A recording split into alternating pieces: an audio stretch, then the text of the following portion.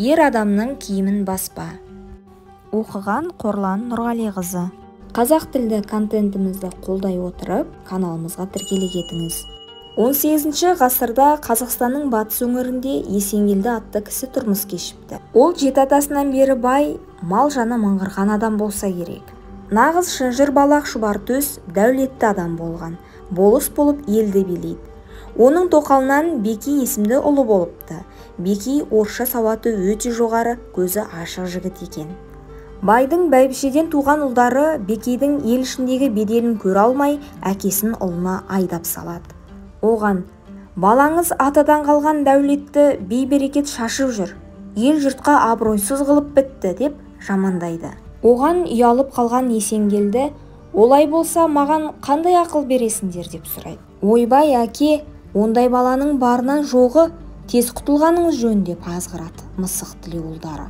Зұлымдардың тіліне ерген бай Бекейді ақыры мерт қылады. Бұл оқиға кейін барлық жерге әшкере болады.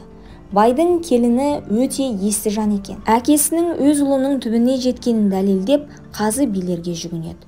Бай баласының өлтіргенін мойындап, өкінеді. Даудың соңы құмға кептірілгенде өжет әйел бүй дейді: еріме құт болмаған дәулет маған да бақыт бермейді. Бір ғана тілегім бар. Қайын атамның жеті атасынан бері келе жатқан құндыз жағалы тоны төрінде ілініп тұр.